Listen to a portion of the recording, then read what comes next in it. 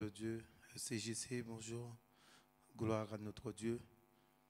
Merci pour ce privilège, cette opportunité. Nous sommes en vie. Nous nous donnons toute la gloire. Merci au roi des rois, Seigneur des seigneurs. Seigneur, nous te bénissons, nous te rendons grâce. Merci pour ton amour, pour ta bonté. Merci pour ta miséricorde. Merci, mon Dieu, pour ta grandeur. Merci, mon Dieu. Toi que nul n'est semblable à toi, nul n'est comparable à toi. Toi, le roi des rois, le Seigneur des seigneurs. Reçois la gloire qui t'est due, mon Dieu. Oh, Saint-Esprit, merci pour ta présence. Esprit de Dieu, nous te disons bonjour, Saint-Esprit. Prends le plein contrôle de ce moment, que ce moment soit pour Jésus. Manifeste-toi. Glorifie Jésus dans ce lieu. Que Jésus soit élevé au nom puissant de Jésus. Que la chair se taise. À toi toute la gloire. Amen. Amen. Amen. Je vais parler, en fait, le titre de mon message, c'est la situation présente. Aujourd'hui, nous sommes dans une situation qui, auparavant, n'a jamais existé. Et nous voyons que, à travers la situation actuelle, qui veut dire qu'il y a eu le coronavirus, et depuis lors, le monde est bouleversé. Et à travers cette situation, Dieu nous parle. Dieu nous parle. Et ce que je dis aux chrétiens maintenant, si vous restez dans ce système, il y en a beaucoup de personnes qui vont être piégées et qui ne vont pas se rendre compte. Beaucoup de personnes vont être piégées. Je dis bien, beaucoup de personnes vont être piégées. Parce que pourquoi ? Vous allez le voir lors de mon message. Je vais vous expliquer pourquoi beaucoup de personnes vont être piégées.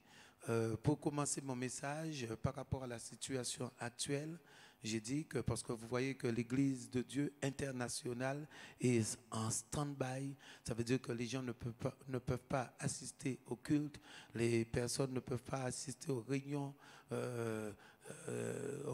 en fait du dimanche, aux réunions de la semaine, et ce que là c'est un véritable problème. Un véritable problème. Quand je dis c'est un véritable problème, c'est un véritable problème. Et il y en a beaucoup de personnes qui vont rester chez eux et croyant que chez eux, ils vont grandir. Ça, c'est faux. C'est impossible parce que rester chez soi, ça contredit ce que dit la parole de Dieu. Donc, et si vous regardez maintenant, je ne parle pas de CJC, je parle de l'Église internationale. Ça veut dire que je parle du monde. Lorsque vous regardez, il ne faut pas voir peut-être une assemblée, il faut voir que dans le monde, beaucoup de personnes ont accepté Jésus et beaucoup de personnes n'ont pas eu cette maturité, beaucoup de personnes n'ont pas eu à entendre la parole, à se nourrir par la parole. Et ces personnes, lorsque ces personnes sont comme ça, vivent le nombre de temps que aujourd'hui qu'on ne peut pas assister au culte, que l'Église ne peut pas assister au culte, c'est une occasion de chute pour toutes ces personnes.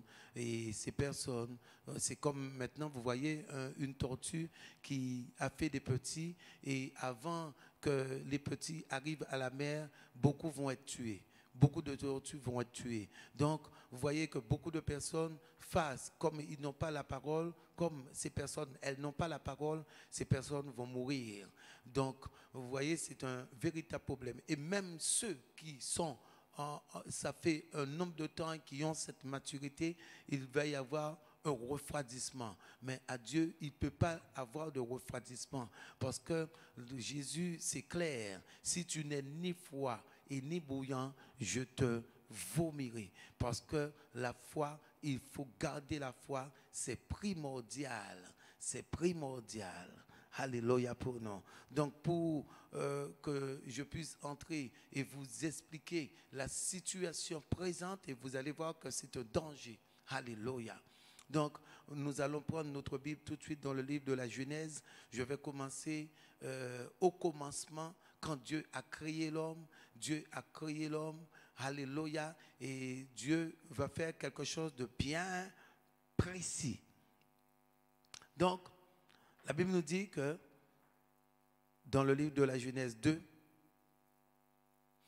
verset 7, la Bible nous dit que l'Éternel Dieu forma l'homme de la poussière de la terre. Il souffla dans ses narines un souffle de vie et l'homme devint une âme vivante. Puis l'Éternel Dieu planta un jardin en Éden du côté de l'Orient et il mit l'homme qu'il avait formé. Alléluia. Donc la Bible nous dit que Dieu a, dans le verset 8, que l'Éternel Dieu planta un jardin en Éden du côté de l'Orient et il mit l'homme qu'il avait formé. Donc, nous voyons que Dieu va créer l'homme et que Dieu va placer l'homme dans le jardin qu'il avait créé. Alléluia. Le jardin que Dieu avait créé, Dieu va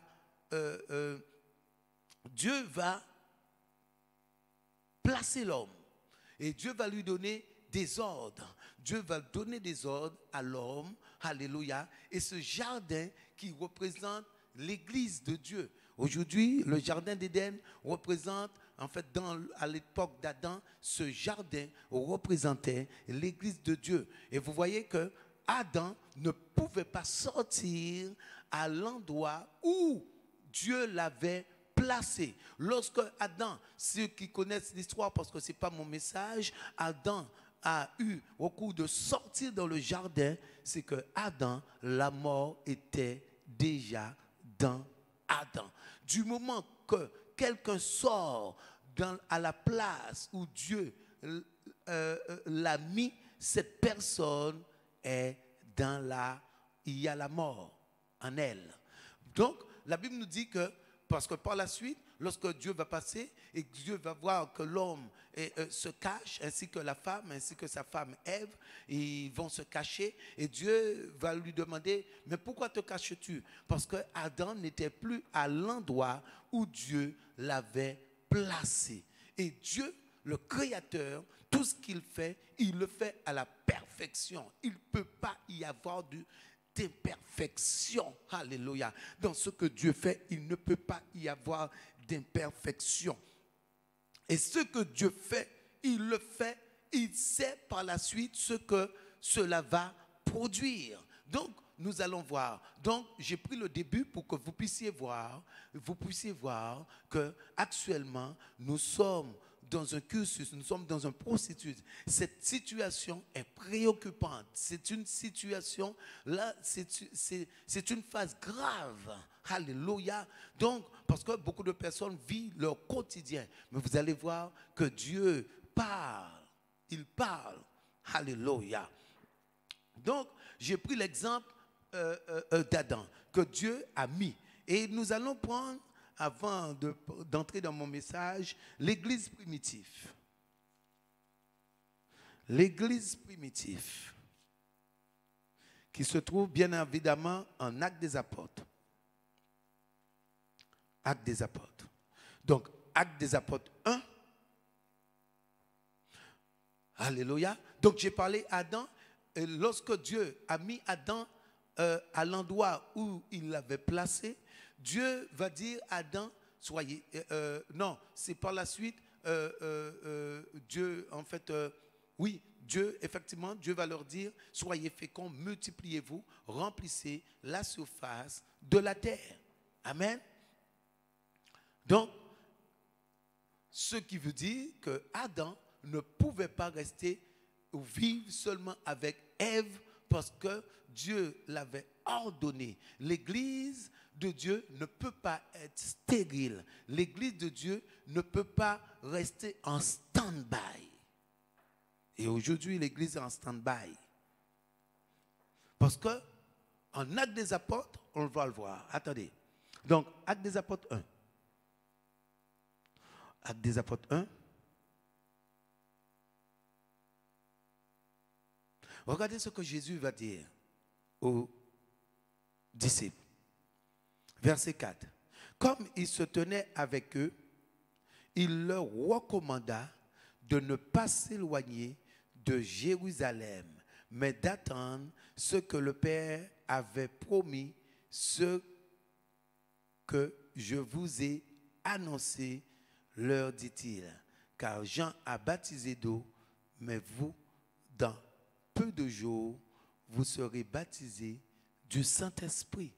Et vous voyez que lorsque Dieu a un langage, et son langage, pour comprendre son langage, il ne faut pas être charnel. Dieu dit dans peu de jours. Mais si vous voyez que les disciples ont attendu, il y a eu du temps qui s'est écoulé. Parce que la Bible dit qu'ils persévéraient. Mais vous voyez que Jésus va leur ordonner, et Jésus va leur dire, alléluia, Jésus ne leur a pas dit de rester chez vous. Oh. Jésus n'a pas dit que chaque personne doit rester chez soi.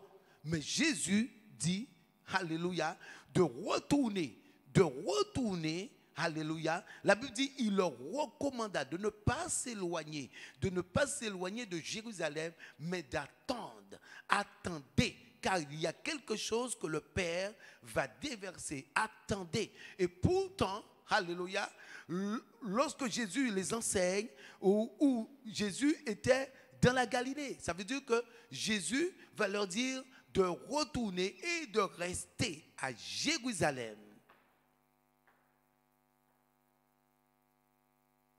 Oh mon Dieu.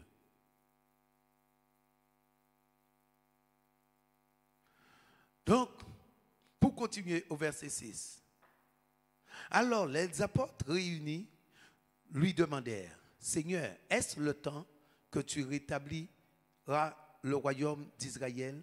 Il leur répondit, ce n'est pas à vous de connaître les temps ou les moments que le Père a fixés de sa propre autorité. Donc, vous voyez que la Bible est claire là-dessus, que personne ne connaît le temps. Et vous allez voir pourquoi il faut être prudent. La Bible nous dit au verset 8, Jésus leur dit, mais vous recevrez une puissance, le Saint-Esprit, survenant sur vous, et vous serez mes témoins à Jérusalem, dans toute la Judée, dans la Samarie, et jusqu'aux extrémités de la terre. Regardez la promesse. Et la Bible nous dit au verset 12, donc, ce que je vous ai dit, ils n'y étaient pas. Et ils vont retourner. La Bible nous dit, alors, ils retournaient à Jérusalem, de la montagne appelée des Oliviers. Vous voyez? Et ça nous rappelle que Jésus priait sur cette montagne. La dernière fois, j'ai parlé de David qui est monté à la montagne des Oliviers. Alléluia. Et qui a cherché la face de Dieu et que Dieu a répondu. Oh! Et pourtant, David pouvait rester quelque part d'autre. La Bible nous dit qu'il est près de Jérusalem à la distance d'un chemin de sabbat. Quand ils furent arrivés, la Bible nous dit, ils montèrent dans la chambre haute où ils se tenaient d'ordinaire. C'était Pierre, Jean, Jacques, André, Philippe, Thomas, Barthélemy, Matthieu, Jacques, fils d'Alphée, Simon le Zélote et Jude, fils de Jacques. Donc la Bible nous dit qu'ils sont montés, ils sont montés à la montagne des Oliviers et ils sont entrés dans la chambre haute. La Bible nous dit où ils se tenaient d'ordinaire. Donc ça veut dire qu'ils avaient l'habitude de se réunir, ils avaient l'habitude de prier en ce lieu. Et pourtant, à ce moment-là, l'église, ce n'était pas aussi facile, ce n'était pas aussi évident. Mais les disciples avaient l'opportunité de se réunir. Les disciples avaient cette opportunité de partager, alléluia, la parole de Dieu. Et la Bible nous dit, malgré toutes ces choses, ils ont commencé à 120, mais par la suite, ils ont persévéré. Et comme Jésus leur avait promis, parce que quand Dieu promet, Dieu n'est pas un homme pour mentir. Vous allez voir que par la suite, le jour de la Pentecôte, le Saint-Esprit est descendu sur eux. Mais l'église fonctionnait. Et ce qui n'est pas le cas d'aujourd'hui. L'église fonctionnait. Ils étaient persécutés, mais l'église n'était pas interdite. Ça veut dire indirectement, l'église est interdite, qui veut dire que les pharisiens étaient contre, les pharisiens ne voulaient pas la progression de l'église, mais aujourd'hui, les chrétiens sont soumis aux autorités et l'église ne fonctionne pas. Tout un chacun se trouve dans sa maison. Chaque chrétien se trouve dans sa maison. Qui veut dire qu'il ne peut pas y avoir ce moment de rassemblement. Même pendant la guerre, il n'y a pas eu ces choses. Parce que pendant la guerre, il y avait la guerre, mais l'église n'a pas été interdite. Là, nous sommes dans une situation actuelle. C'est la première fois qu'on entend parler de cela. Et pendant que l'église est en stand-by, tout chacun va prier. Alléluia. Aujourd'hui, si on a une voiture à pousser, chacun se trouve d'un côté. Est-ce que la voiture pourra être poussée? Mais si vous voyez, pendant que l'église est en stand-by, le pape demande une réunion pour l'ordre mondial. Mais l'église est en stand-by. Et chacun croit qu'en restant dans sa maison, va recevoir quelque chose de Dieu. C'est complètement faux, c'est complètement erroné. Parce que la Bible dit, Jésus leur dit, on voit Adam, Dieu l'a mis, l'a placé quelque part. Et aujourd'hui, pas aujourd'hui, mais en Actes des Apôtres, la Bible nous dit, Jésus leur dit bien, restez, restez, restez, restez, car c'est où la puissance de Dieu viendra, c'est où le Saint-Esprit viendra. Donc restez, restez à Jérusalem. Et la Bible dit qu'ils sont réunis, ils se réunissaient à l'endroit, alléluia, dans la chambre haute où ils se tenaient d'ordinaire. Parce qu'aujourd'hui, tout chacun vit sa vie et ne se rend pas compte qu'il y a un danger. Qu'il y a un danger.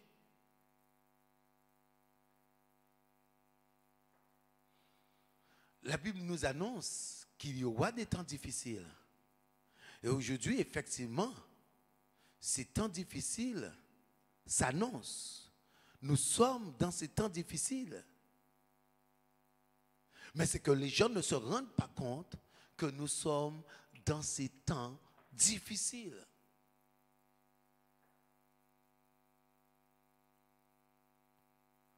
Avant de continuer, nous allons dans le livre de 1 Thessaloniciens. 1 Thessaloniciens.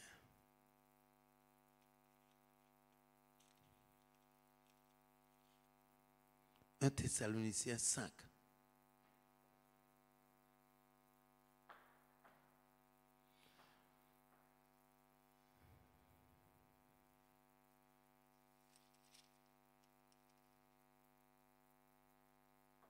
Un Thessaloniciens 5.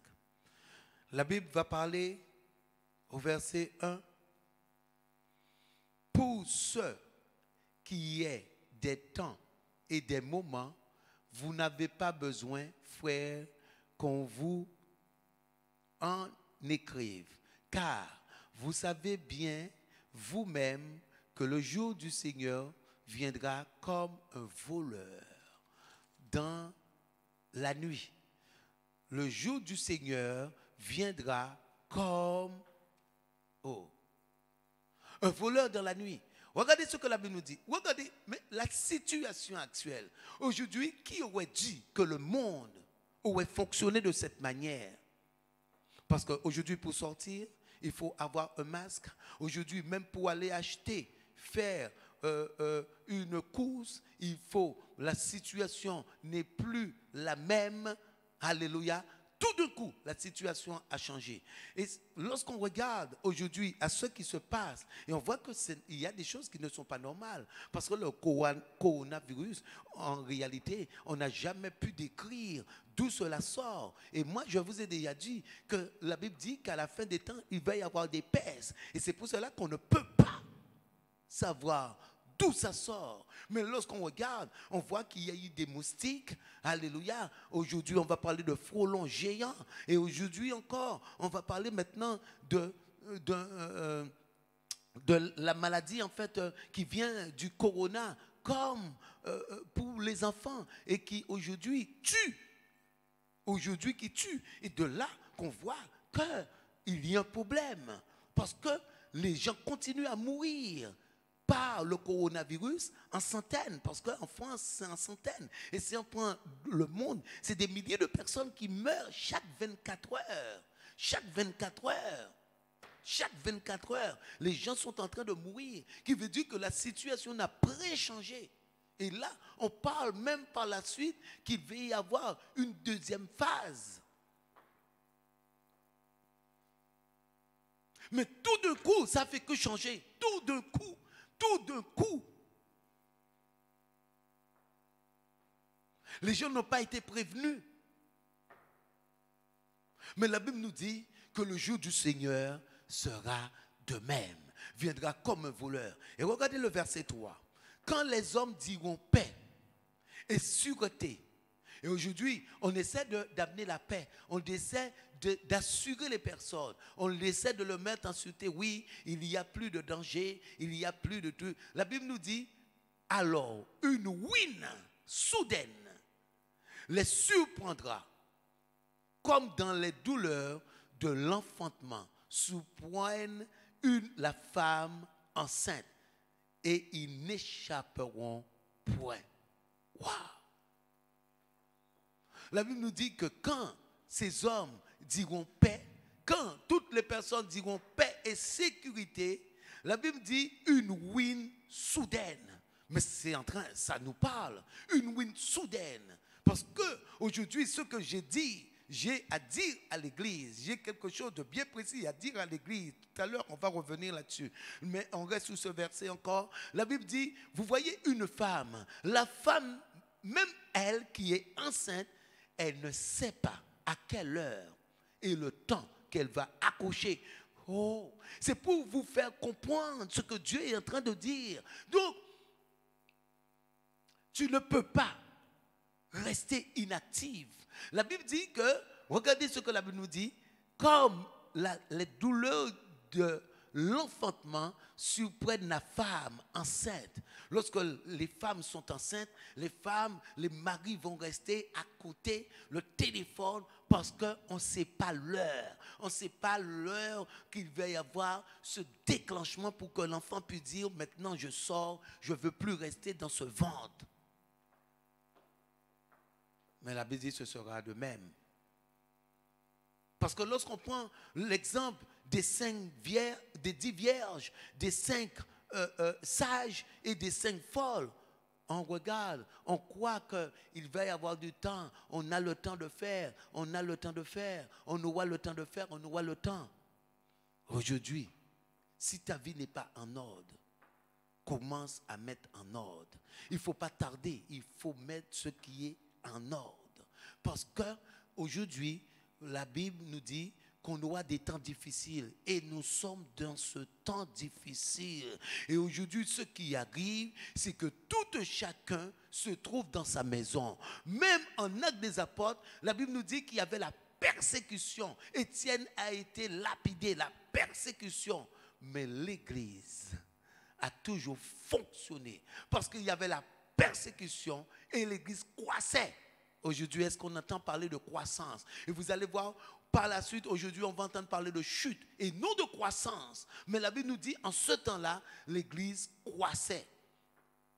Parce qu'aujourd'hui, beaucoup de personnes veulent des paroles faciles. Les gens veulent des paroles faciles. Je vous donne un exemple. Je vous donne, vous qui êtes intelligent. Aujourd'hui, supposons, moi, je ne fais pas la natation. Je ne fais pas la natation, je ne suis pas nageur. Et quelqu'un me dit, Félix, alors, on va à la mer, on va faire 50 km. Mais je lui dirai, hé, 50 km, mais tu n'arrives pas à faire 3 mètres, tu vas faire 50. Mais tu vas trouver que c'est extrêmement difficile parce que pourquoi tu n'es pas dans cette activité? Oh. Quelqu'un qui fait le marathon de Paris, est-ce qu'aujourd'hui, tu vas t'aligner avec cette personne qui fait le marathon de Paris? Même le plus faible, tu ne pratiques pas, tu vas trouver que c'est extrêmement difficile. Pas difficile, extrêmement difficile. Parce que ton corps n'est pas habitué à ces choses. Aujourd'hui, on peut prendre même un instrument de musique. Quelqu'un qui va jouer le piano. Si toi, tu n'as jamais dû, tu diras, oh là là, bon Dieu, si un jour j'arrive à jouer comme lui. Alléluia. Mais maintenant, pour faire tout ce que je dis, là, il faut mettre un prix. Il faut payer un prix. Et dites-moi quelque chose. Je vous pose la question. J'ai donné des exemples. Comment quelqu'un peut sortir dans le monde et trouver l'église de Dieu facile? Or, la Bible nous dit que les choses de l'esprit sont contraires. Mais la personne vient et la personne n'a aucune difficulté. Or, les choses du monde, les gens vont avoir des difficultés. Mais les gens vont venir à Dieu et tout va être facile. Tout va être facile. Tout va être facile. C'est que là, il y a un réel problème.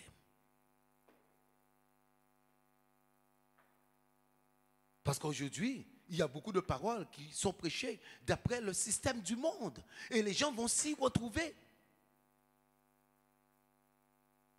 Mais quelqu'un ne peut pas venir à l'église de Dieu en entendant la parole. Regardez, même les 70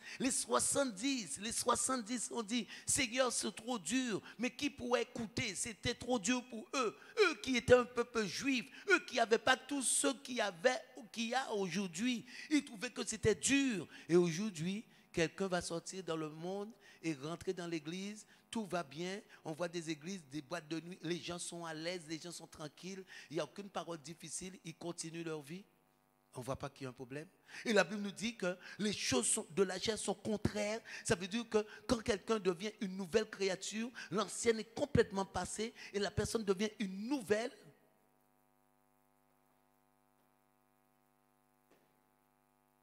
Parce qu'aujourd'hui, Dieu demande à la repentance.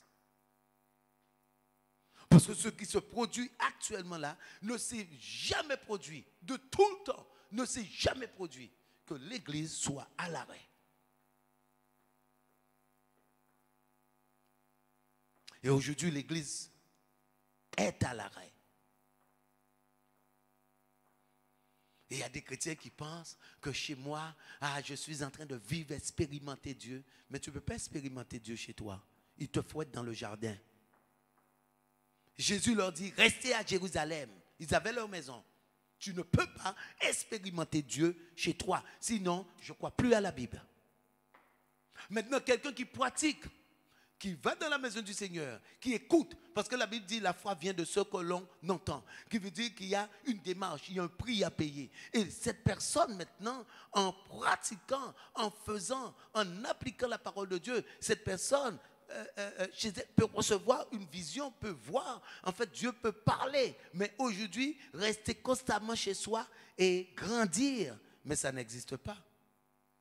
Parce que la Bible dit, même Jésus, Jésus a 12 ans. Jésus a 12 ans est resté. Marie et Joseph avaient été faire un sacrifice. Et la Bible nous dit que Jésus n'est pas retourné avec eux. Et pourquoi il n'est pas retourné dans la maison? Parce qu'il a dit, bien, ne savez-vous pas que je dois m'occuper des affaires de mon père? Et pourquoi il ne pouvait pas s'occuper des affaires de son père chez lui? Et aujourd'hui, vous êtes plus forts. Il y en a des chrétiens qui sont plus forts que Jésus. Ils sont plus forts que les apôtres. Ça veut dire chez eux, ils vont expérimenter Dieu. Mais c'est impossible. Et c'est de là. Aujourd'hui, vous allez voir que la difficulté beaucoup. Pourquoi il faut être prudent? Parce qu'aujourd'hui, vous allez voir la difficulté. Et c'est de là qu'on voit que ce n'est ni par la force, ni par la puissance. Mais la Bible dit par mon esprit, dit le Seigneur. Ce n'est ni par la force, ni par la puissance. Parce que quelqu'un qui pratique un sport, quelqu'un qui fait une activité physique, qui va rester 2 mois sans l'activité, il est impossible, quel que soit le niveau, quelle que soit cette personne, quel que soit cet être humain, d'être au top à la reprise. Cette personne qui fait une coupure de 2 mois, comme ce n'est pas du naturel, cette personne sera obligée de forcer, de prendre courage pour recommencer les entraînements. Et comment quelqu'un aujourd'hui va arrêter et que la personne va reprendre l'activité? Parce que tu vas voir, tu n'as plus la même chose. Tu n'as plus ce même dévouement. Tu vas commencer à parler un autre langage. Tu vas commencer à raisonner. Parce que la Bible nous dit qu'il faut être prudent. La Bible dit qu'il faut être prudent. Regardez ce que la Bible dit. Au verset 5. Verset 5. 1 Thessaloniciens 5. Pour ce qui est des temps et des moments, vous n'avez pas besoin, frères, qu'on vous écrive. Parce que pourquoi? Là, ils étaient en communion. Et même en ce temps-là, les disciples croyaient que c'était le moment. Les disciples, même au temps de Jésus-Christ, les apôtres croyaient que ce temps était proche. Parce que Jésus parle de ce temps proche depuis son départ. Jésus va parler. Donc eux, ils croyaient que ce temps. Et aujourd'hui, beaucoup de chrétiens m'ont dit, ah, nous ne sommes pas encore le temps, il faut attendre, il faut attendre. Mais la Bible dit que lui, il viendra comme un voleur. Il viendra comme un voleur. Il dit comme la femme enceinte dans la douleur de l'enfantement. Ça veut dire que maintenant, la femme qui maintenant elle-même est enceinte, c'est elle, c'est son corps, mais elle ne sait pas l'heure, le temps qu'elle va accoucher. Et aujourd'hui, des chrétiens arrivent à dire, mais non, on va attendre, nous ne sommes pas encore à la fin de la prophétie. Oh! Et là, ils se posaient déjà la question. Nous sommes dans le livre de Thessalonique. Les Thessaloniciens se posaient déjà la question, mes frères et sœurs. Ils se posaient déjà la question. Et donc, l'apôtre Paul va les rassurer, va dire, pour ce qui est des temps et des moments, vous n'avez pas besoin qu'on vous en écrive, car vous savez vous-même que le Seigneur viendra comme un voleur. Donc ça veut dire qu'il fallait être prêt en tout temps. Il fallait être éveillé. Il fallait être sous ses gardes parce qu'il va venir tout d'un coup comme un voleur. Donc si vous êtes de cette manière, vous n'avez pas besoin qu'on vous écrive. Vous n'avez pas besoin qu'on vous enseigne là-dessus. Est-ce que vous êtes en train de comprendre? Comme ils étaient actifs en tout temps, donc la Bible dit qu'ils étaient actifs. L'apôtre Paul leur dit, comme, alléluia, vous n'avez pas besoin de cela. Vous n'avez pas besoin de cela. Car vous savez vous-même que le jour du Seigneur viendra comme un voleur dans la nuit. Donc c'est à vous d'être prêts. C'est à vous d'être préparés. De vous préparer. Et lorsque le temps viendra, pour que vous soyez enlevés.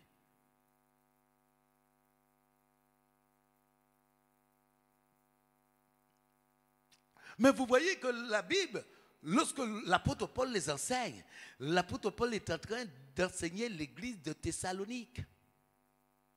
Mais aujourd'hui, tu te trouves où? Tu te trouves où?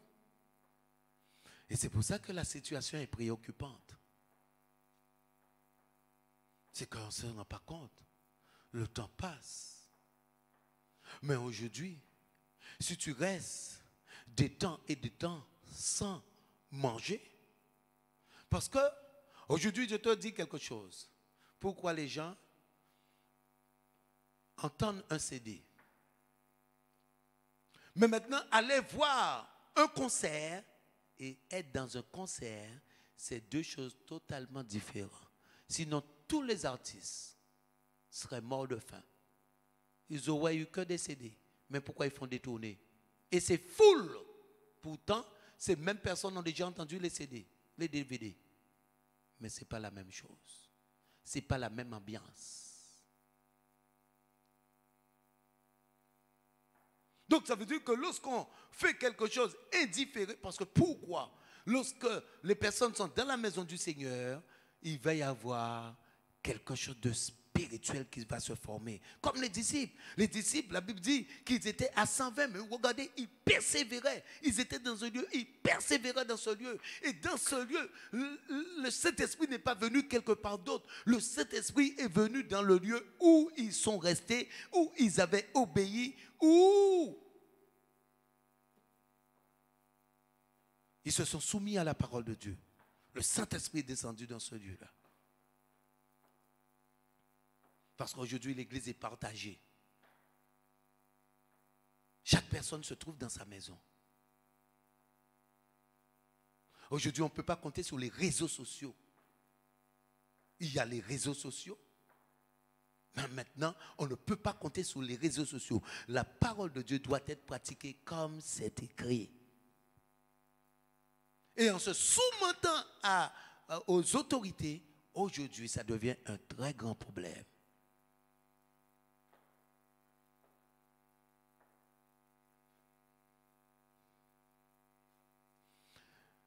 Notre Dieu,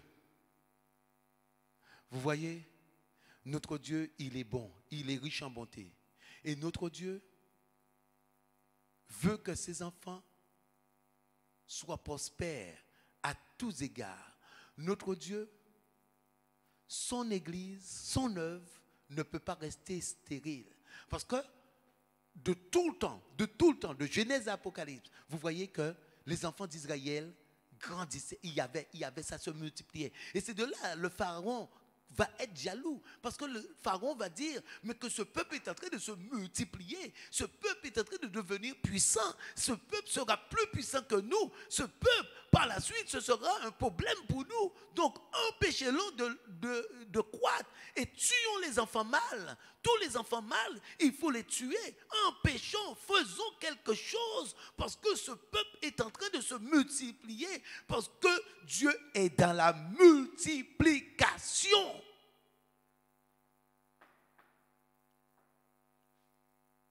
Et tout ce qui reste stérile ne vient pas de Dieu. Alléluia. Mais pendant ce moment, est-ce que l'Église est en train de croître? Je parle de l'Église universelle. Oh. La Bible nous dit en Actes des Apôtres, ils ont commencé à 120, ils ont persévéré, sont persévérés. Et par la suite, l'Église s'est multipliée. 3000, 4000, l'Église se multipliait. Multiplication.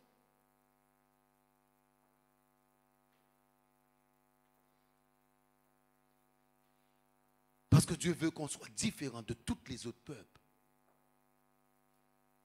Écoutez quelque chose.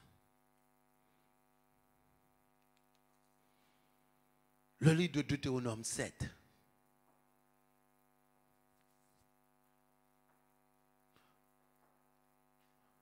Moi, je crois à ce Dieu tout-puissant. À ce Dieu qui est excellent. Ce Dieu qui est formidable. Ce Dieu qui est redoutable. Et qu'il n'y a aucun autre Dieu comme lui. Est-ce que vous m'avez compris? Est-ce que tu as compris ce que je suis en train de te dire? Tu ne peux pas venir à Jésus-Christ et trouver les choses faciles. Parce qu'auparavant, tu marchais selon la chair. Et à Jésus-Christ, c'est selon l'esprit. Et tu dois faire taire la chair. Tu dois faire taire la chair et tu vas rentrer, tout est facile. Tu te trouves, c'est facile, c'est facile, c'est facile, c'est facile, c'est facile.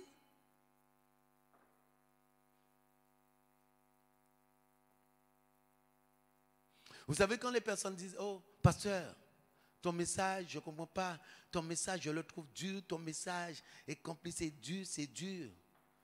C'est parce que la chair vit beaucoup.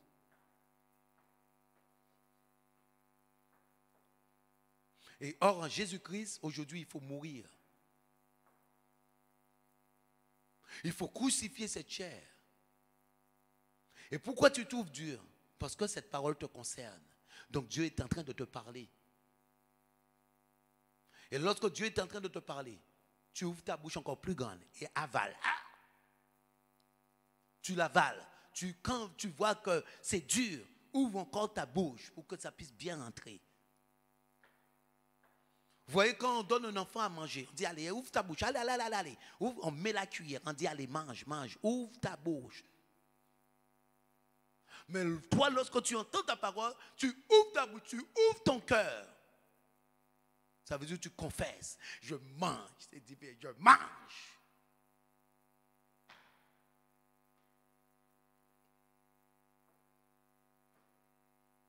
Parce que la parole de Dieu est l'épée à double tranchant. Et les gens sortent du monde, les gens veulent que l'église soit facile. Et il y a un problème. Deutéronome 7. Parce qu'aujourd'hui, quel que soit le temps, quelles que soient les circonstances, quel que soit ce qui se passe aujourd'hui, tu es mis à part pour Dieu. Tu es mis à part pour Dieu. Tu es mis à part pour Dieu. Un enfant de Dieu ne peut pas suivre le trait de ce siècle. Quel que soit le temps. Si tu es en conformité avec la parole, tu verras. Des grandes choses vont se produire. Nous, on n'a pas un Dieu médiocre. On n'a pas un Dieu méchant. La Bible dit qu'il a tant aimé, qu'il a donné son Fils unique. Il est bon. Je sais qu'il est bon. Au plus profond de moi, je sais qu'il est bon. Quel que soit ce que je vais traverser, je sais qu'il est bon. Et ce sera toujours moi le problème. Je ne pourrai jamais accuser mon Dieu parce que je sais qu'il est bon. Quelle que soit la perte, il est bon. 7, verset 12. Regardez-y. Si vous écoutez ces ordonnances, vous entendez? J'ai toujours parlé d'ordonnances. Et vous allez voir, Dieu parle toujours d'ordonnances.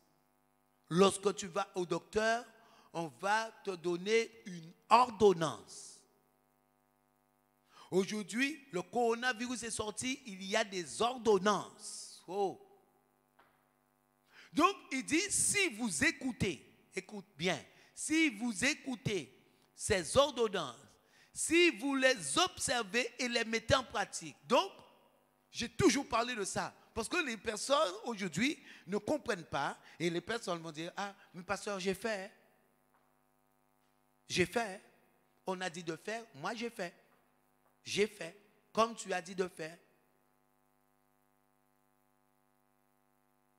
Mais lorsque tu fais, pas ils ont fait comme j'ai dit de faire, ils ont fait.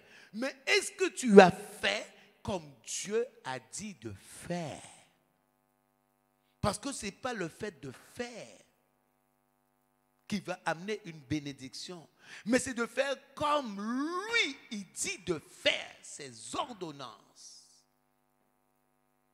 Ça veut dire que s'il te dit droite, tu ne peux pas faire ce qu'il t'a dit de faire à gauche. Même si tu l'as fait, tu n'auras pas de résultat.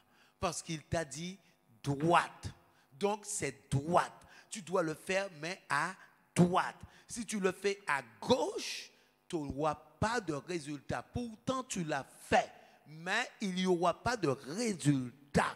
Est-ce que vous comprenez ce que je suis en train de vous dire?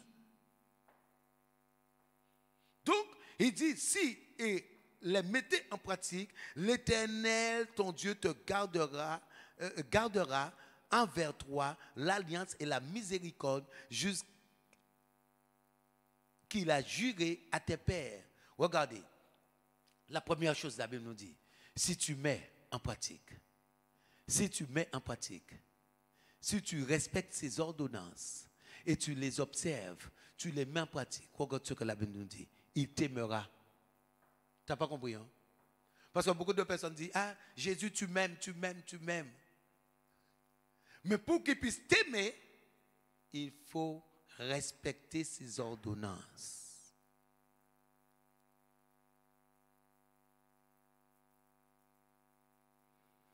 Parfois, on ne se comprend pas. Hein? Parce que les personnes vont vivre d'après eux.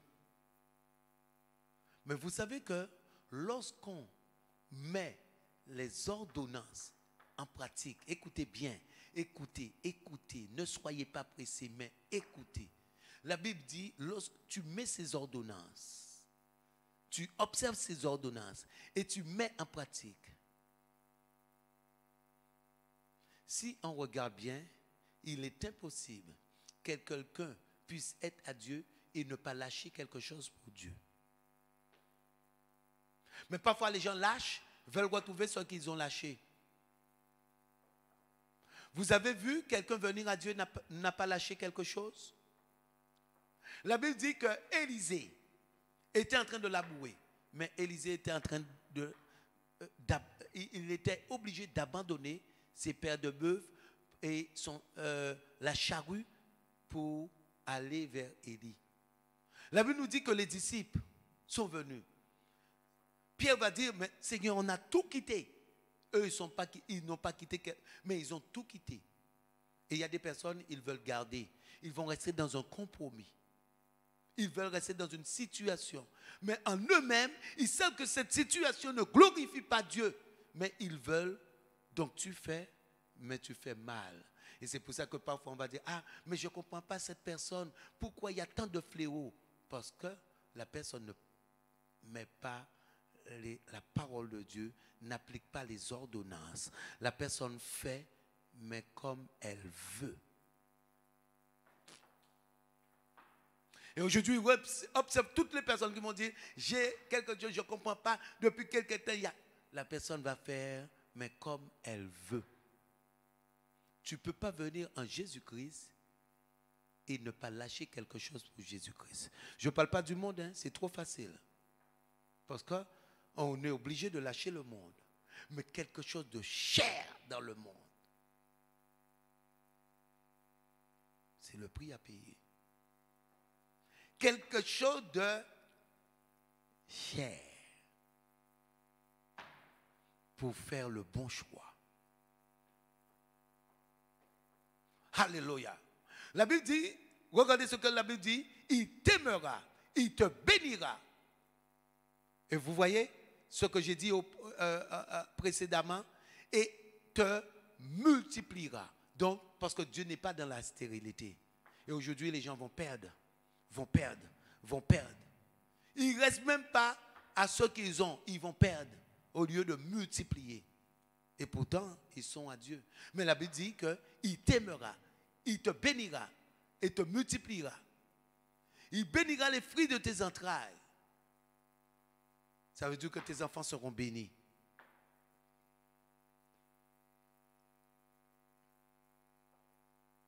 Parce que notre Dieu est bon. Pourquoi je suis en train de parler de ces choses? Parce qu'aujourd'hui, je vois que beaucoup de chrétiens, sans se rendre compte, sont maintenant dans ce système et ne se rendent pas compte que le monde est en train de les endormir. Mais le monde est conduit par qui? Parce que la Bible nous dit, même à la fin des temps, ceux que leurs noms sont écrits se laisseront séduire par ce système.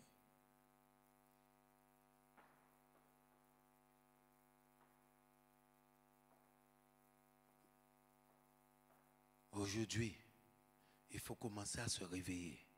Il faut commencer à se mettre en mouvement et refuser cette situation. Cette situation n'est pas une bénédiction. La situation actuelle n'est pas une bénédiction pour les enfants de Dieu. Cela ne s'est jamais produit. Aucun siècle, ça s'est produit. Ce qui est en train de se produire.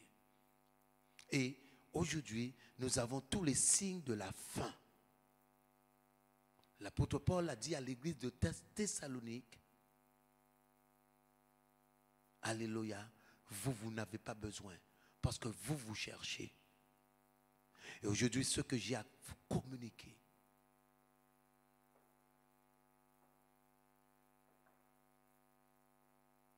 ce que j'ai à vous communiquer aujourd'hui, ce que j'ai à vous dire, c'est qu'aujourd'hui, nous ne pouvons plus attendre. Nous ne pouvons plus nous refroidir. Nous ne pouvons plus rester en attente. Car la Bible dit que le peuple d'Israël était dans le désert. C'est pour cela que je dis, on n'a jamais vécu ces choses. Ils étaient dans le désert. mais il mangeait la manne tous les jours. Il mangeait la manne tous les jours. Il mangeait le pain sorti du ciel tous les jours. Et ils étaient tous ensemble. Et malgré ces choses, il n'y en a que 2 qui vont entrer à Canaan. Aujourd'hui, on ne peut pas se contenter de WhatsApp. Il faut que l'Église de Dieu sorte de cette situation. Alléluia. Il faut que l'Église de Dieu, il faut qu'aujourd'hui, alléluia, notre Dieu puisse agir pour que l'Église de Dieu puisse sortir sous ce joug. Pendant qu'ils sont en train de mettre leur processus et que l'Église soit en stand-by.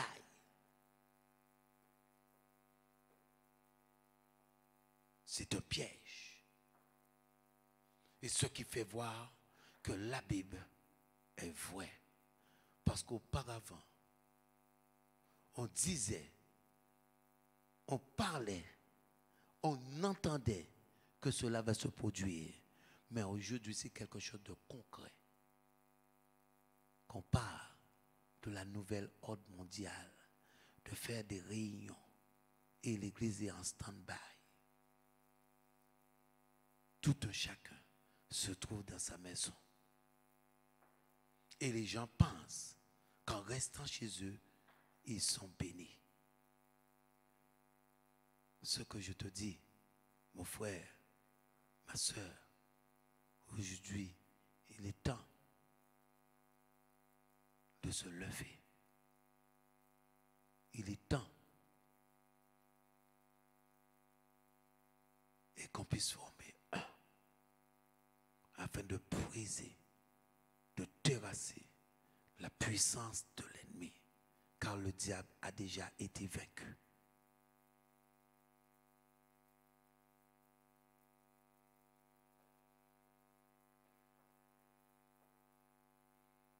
Alléluia. Est-ce que tu m'as compris? Est-ce que tu m'as compris? Dieu veut qu'on soit béni. Dieu veut qu'on soit au-dessus de tout peuple.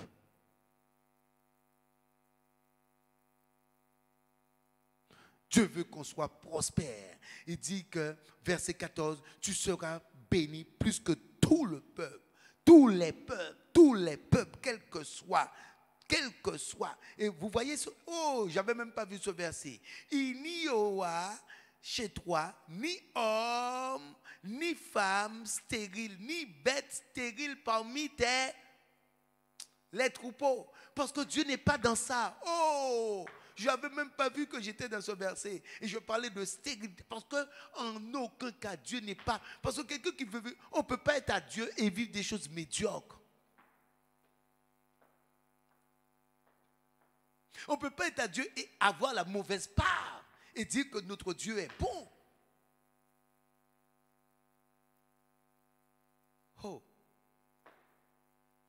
Parce qu'il dit, si tu obéis ses ordonnances, il t'aimera. Et tu as déjà vu que Dieu va aimer quelqu'un et cette personne va périr ou cette personne va vivre la médiocrité ou des choses. Il dit, tu seras plus. Tu seras plus. Que tu veuilles ou pas, tu seras plus. C'est ce qu'il dit. Tu seras plus béni que tous les peuples. Tu seras. Que tu veuilles ou pas, tu seras.